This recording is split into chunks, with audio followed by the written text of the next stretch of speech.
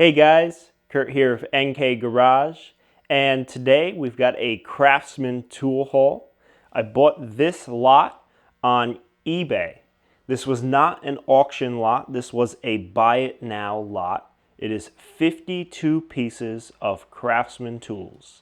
Every single tool here is branded Craftsman, not Sears, not one of the lower brands, Dunlap or any of those others. These are all truly Craftsman tools. I found this when I was searching on eBay, and I thought it was an interesting small tool haul to share with you guys in case anybody is looking to do an easy tool haul at home. You don't have to go out, you can just go on eBay. The way I found this is I searched Craftsman Tool Lot under Buy It Now, not Auction, and I changed the search settings to Newly Listed. When you do that, you'll see some of the stuff that's been up for a short period of time where not a lot of people have looked at it, and I try to look for good deals. What I saw in this lot, I think it was listed for $90 plus shipping. Shipping was about 20 bucks for me. It came in a flat rate box. And there was a best offer option. So I offered $75 because that's what I thought with shipping would equal just under 100 bucks. At the end of it, I paid sales tax and shipping and $75 for the tools, and that came to, I believe, $96. There are 52 pieces, so it comes to a little below $2 a tool.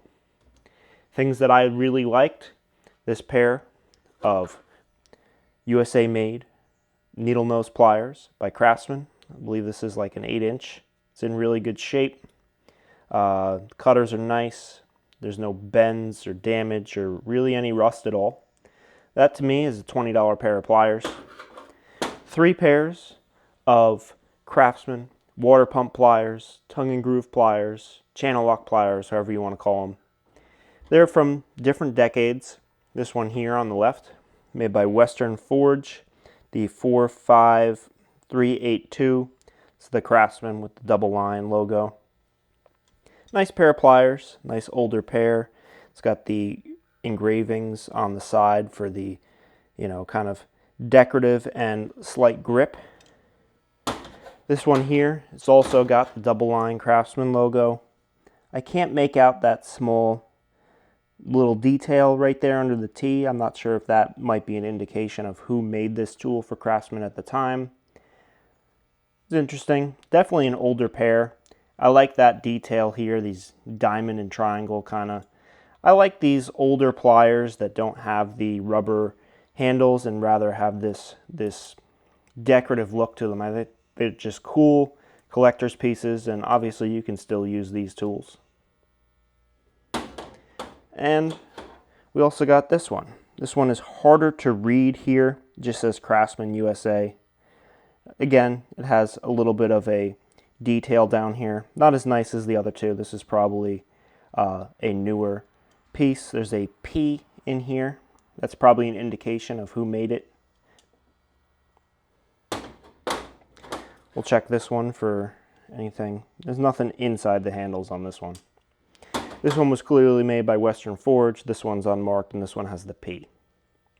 Got this seal puller. Part number's right there, 9-47645. It's about 12 inches, maybe a little bit longer. Nice little seal puller. It's kind of cool. We got 2 half-inch drive extensions here. This one is probably a 10-inch, I think. About 10 inches, yep, right there. Craftsman USA V-Series 44132. It's in decent shape. Doesn't look like it was beat on at all, which is something that you see sometimes. People hammer on these for some reason. The other one here looks to be a 5 or 6 inch. It's the H Series 44131. A little bit of rust on there, but nothing too bad. It's a little beat up on the end, but I'm sure it works fine.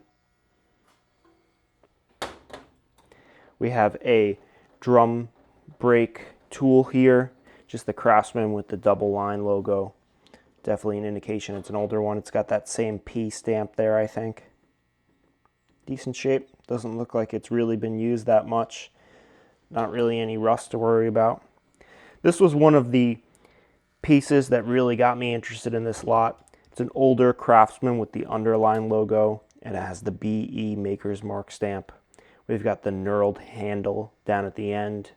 There's the hole drilled so you can hang it from your pegboard or tool wall, however you want to store this tool. And overall, it looks like it's in okay shape. It's definitely an older tool, and you know, these things do get beat on, rusted, broken over the years. So it was cool to find one that wasn't rusted out or completely beat up. The end is a little hard to move. I think the problem actually is the ball in there might be seized up. So I can get it to move a little bit, but it's very stiff. So I think I'm gonna dip this in Evaporust for probably a day, then pull it out and then start spraying it with WD-40 and seeing if that will loosen up. If I have to, I'll take it apart, but I'd rather not drill out the original pin here. So we'll see how that goes. One of the other key things that I found in this lot that really got me interested in it was these 3 Craftsman USA fully polished chrome combination wrenches. They are SAE. We got the 7/16, the 5/8, and the 11/16. These were made by Western Forge, the same manufacturer that was making the SK wrenches at the time. So they look identical to the SK wrenches, of course, except for the Craftsman markings on them. They are the professional branded wrenches, and they are definitely a step up from the original Craftsman raised panel wrenches. With the SAE, we got a 1-inch Craftsman combination wrench in pretty good shape. It's a VV series 44705. We got a almost complete double open set of metric raised panel wrenches. We have 6 through 19, but we are missing one wrench, and that is the 16 and 18 millimeter.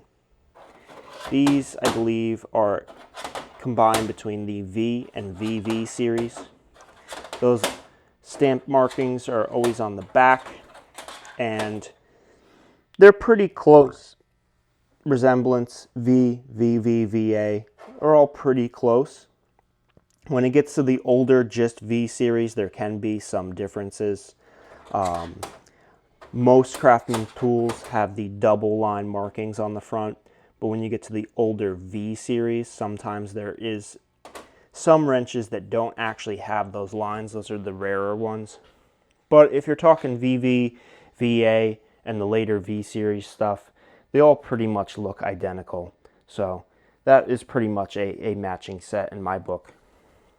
Down here we got a few extra wrenches, an extra 15 millimeter, 14 millimeter, and 11 millimeter. These are also VV series. And it's interesting because the wrench set over here is also a VV series, but what you'll notice is the millimeter is in lower caps lettering, whereas this one is in the upper caps lettering. So there are a few details that change even within the same series. You know, these tools are made over several decades, so there are little differences that you will see. Before we move on to that metric set, I'll just show you this last wrench down here is the 1/2 inch by 9/16 Craftsman, the double line V series. That's the older one, before they started going with the part numbers. So there's no part number on this particular tool, whereas all of these wrenches have part numbers on them. This was also a big thing for me, was getting this almost complete metric combination set. We have everything from 7 millimeter straight up to 18 millimeter. This is actually a set that we are going to keep and put in our job trailer. Just the other day, we blew a line on our Kubota excavator, and we needed a 14 millimeter wrench. And in that trailer, we have a Cobalt toolbox that we actually bought probably 5 years ago. We had a Cobalt gift card because we returned some job supplies to I'm sorry, not a Cobalt, a Lowe's gift card. We returned some job supplies to Lowe's. I don't know if we had the original receipt or whatever, but they ended up giving us a gift card and we needed a way to spend it. So we went and we found a Cobalt toolbox that was, set up with tools. So it's a 3-drawer with the top open and it has wrenches in it, and they stop at 13 millimeter. And we needed a 14 millimeter. It was a cheap set. I think it was like $90. Came with 3/8 and 1/4 inch ratchet and sockets, some double open end wrenches like these, but of course, you only get 3 for each one. So stopping at 13 millimeters is kind of a joke to me, but it's Cobalt. It was a cheap set. Regardless, these wrenches will be going in that trailer because 14 millimeter is a pretty popular size if you're working on anything that has metric hardware. And when you get to the bigger stuff, doesn't hurt to at least go up to, goes up to 18. I'm going to add a 19 millimeter to that and put it in the trailer. Moving on to the last part of the tool haul, we've got some screwdrivers. We've got some flat blades over here on the left side. They're all made by Western Forge. There is 7 of them here. These 3 might actually be the same. These are all the keystone style, as they call them, flat blade screwdrivers. If it didn't have this flared end here, it'd actually be called a cabinet screwdriver, but this is called the keystone style. Then we have this one here is, I think, the same size. These are probably 5/16, 1/4 inch. My bad. These are all 1/4 inch flat blades. These are 6-inch shanks. We got a couple, this is a 4-inch shank. This one here is a 3/16 by about 4-inch shank. And we got this one here. Hard to read. Looks like probably an 1/8 inch. Or this one's 1/8 inch. My bad. It's hard to guess on some of this stuff. This one's probably the nicest one. This was an interesting one. It is the Reed Prince 1/4 Reed Prince screwdriver. Then we've got some Phillips stuff. Over here we have a Phillips number 3. This is probably a Phillips number 2. Yep. Another Phillips number 2. A Phillips number 1. And then a Phillips number 2 stubby. We've got a 1/4 inch spinner handle. Does not have the extension bit in the end. We have a nut driver, 3/8 V series. 1 Torx screwdriver, Western Forge T10. And then we got one of the solid color handle, orange handle Craftsman screwdrivers. It's funny, these used to be the bargain tools. They would sell these discount at Sears because they were cheaper to make for them. And now they're actually collectible. And sometimes they can sell for more than the regular screwdrivers, which were considered the higher end. So, kind of interesting how that changed over time. Some interesting stuff here. For less than $2 a piece, I think it was definitely a good deal. It is not as good of a deal as we get sometimes when we go to tag sales or Facebook Marketplace, even when I go to the flea market. But if you're going to shop at home and you want to, buy a lot of tools, just check out eBay. There are people that aren't looking to sell these things individually. They're rather just looking to dump all of this as a whole. And you might be able to get a pretty good deal on, basically you'll get a flat rate box by the post office shipped in the mail. Open it up and all this will be there. I've done this a few times before. I've done it with SK, Craftsman. I've even gotten Plum tools because I think those are kind of cool. And it works out. Sometimes people ask a lot of money, but I found by checking the newly listed stuff, especially stuff with make offer, sometimes you can snag a deal before somebody else finds it. The stuff that sits around for a while usually means that it was priced high or the content of the tools was garbage. So check out the newly listed and just take a look at the details, take your time. You can look up, you can even search the sold prices for this stuff, you know, just to make sure that you're getting a fair value. But I think we got that nice value there.